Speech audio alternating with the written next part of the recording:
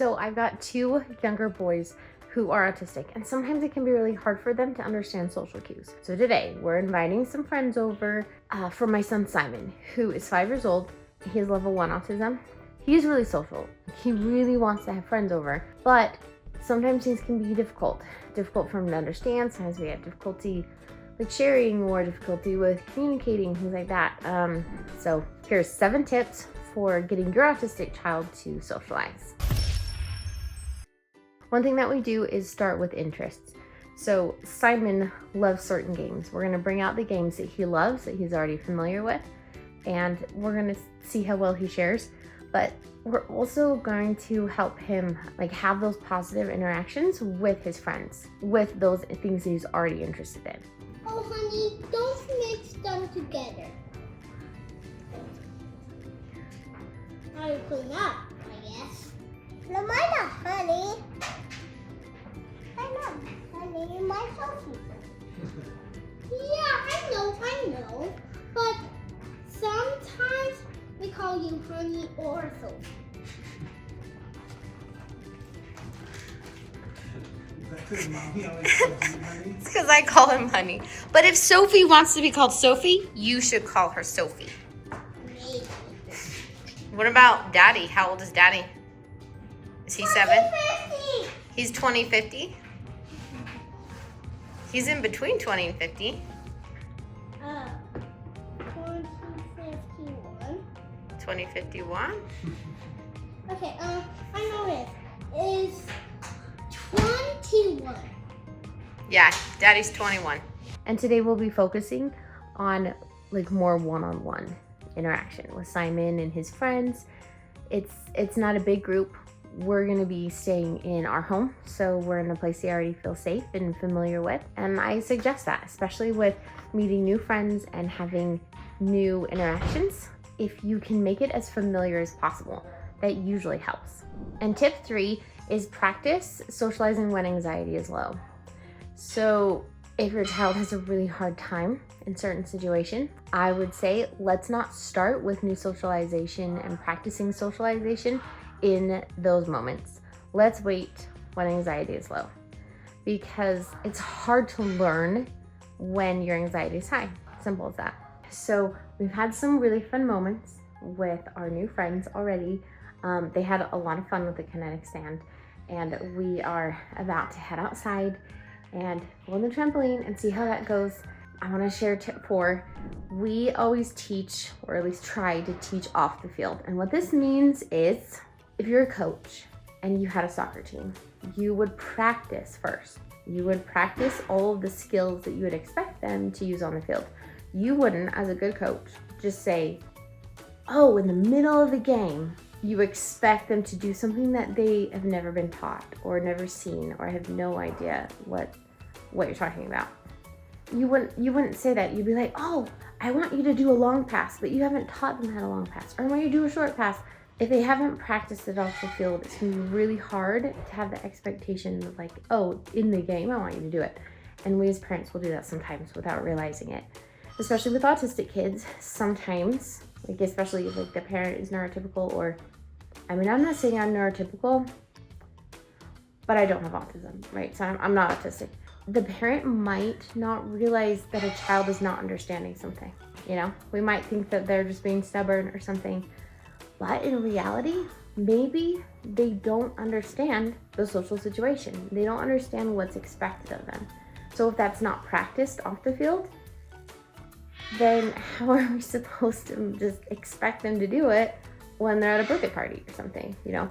So we want to try and anticipate different social interactions and practice it, right? So we'll see what happens at the trampoline. Let's go.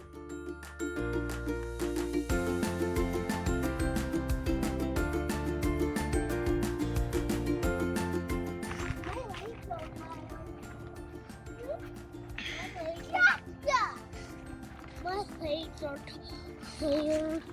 Simon, listen to what he's saying. He said, my legs are tired. What do you think that might mean? Take a break. Yep. Maybe he wants to take a break. He's not running. Okay. Look at him. I know.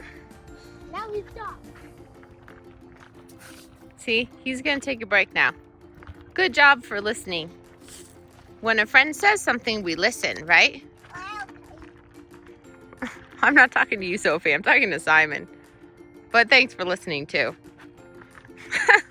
Okay, so we just got done with jumping on the trampoline, and I think it went really well. I think the only thing that I was kind of disappointed in Simon with is just that he had to go in front of Ethan when they were going off of the trampoline, right? But what's great about that experience is that, I mean, no one got hurt. Thankfully, no one fell off the trampoline. I should have been there. I should have noticed they were getting off and kind of helped them down the steps. He was in front of you to leave the trampoline, and you shouldn't have pushed him out of the way to go first. You should have let him go first, because he was in front of you already, okay?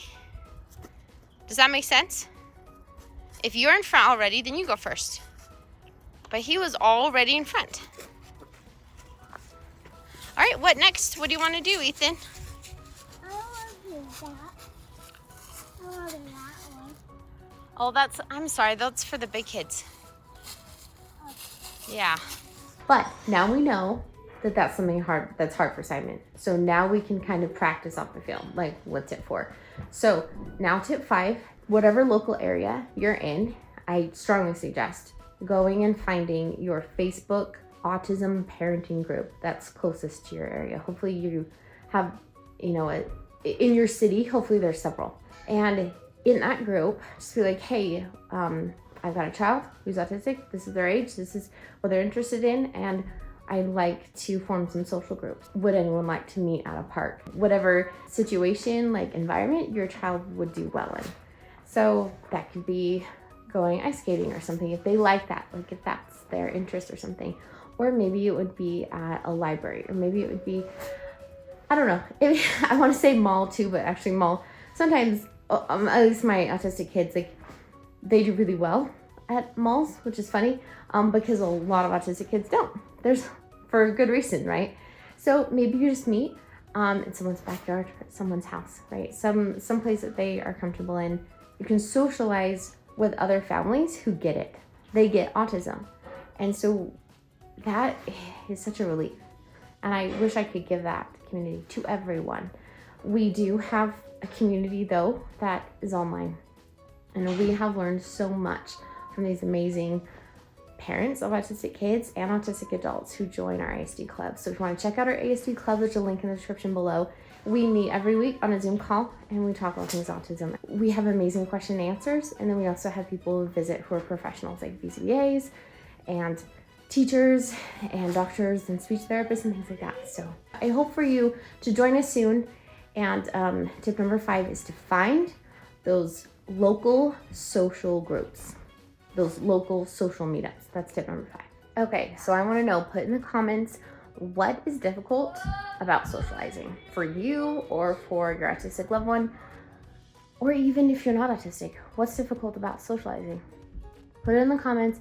You never know whose life you might bless simply by commenting. I know a lot of people will just kind of read through and scroll through the comments, and they'll learn and grow from your input and your personal experience. So thank you so much for sharing. Tip number 6 is support, don't force. And a lot of people feel like, oh, if my child has a hard time with something, whether that's being social, whether that's having a hard time maybe with the environment, maybe like sensory sensitivities type of thing, that I need to just kind of make them do it and they'll get used to it.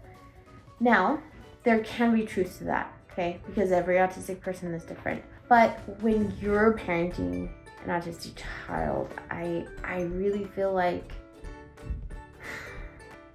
support, don't force is just really important to remember. We can support our kids by helping them like little by little, incrementally introducing them to things that maybe they need to learn, functional skills, or things that are hard for them but are important, like to enter society, things like that. So yeah, support, don't force in almost every situation. Now, there are some other situations that are unique, like if your child is doing something that's dangerous, well then you need to get them out of there, right? You need to keep them safe. But when it comes to either one, like, please choose support instead. Try and look at the situation from their point of view. It might be different than the way you experience the world or the way you experience your social interactions with your friends, and that's okay. So we just said goodbye to our friends and we're about to clean out some toys. Our friends did help out cleaning up most of the toys, but we've still got some to clean up after having a play date. I would say it was a success. We had some moments that were just funny, and I hope you enjoyed them too. But we've also learned as parents a little bit more about Simon, and that is useful. That's useful for us to help us know how to support him better. So the 7th tip is to encourage your child to socialize with peers. This might be hard if your child kind of gravitates towards older people. Like, Simon is very used to like speech therapists and occupational therapists, and so he's more comfortable with adults and older kids because he does have older siblings too. Like our older sibling, his older sibling Marie, my only daughter, she is really good with Simon. She can play with him and have lots of fun with him. But the only thing is that he can't just get used to playing with a 12-year-old. He's 5. That's fine to start out, but make it a goal for your child to have experience and positive experiences socializing with peers, because that's who they're going to go to school with. That's who they're going to meet at the park, because people, their same size and their same age, and that may turn out differently, right? Because Marie, who's 12, is a lot more mature. She can maturely handle Simon's outburst. But another 5-year-old could be like, what the heck are you doing? And so that kind of experience and positive experiences with peers are really important. So if you want to see Simon's first day of school, right here, and a playlist you might like right here.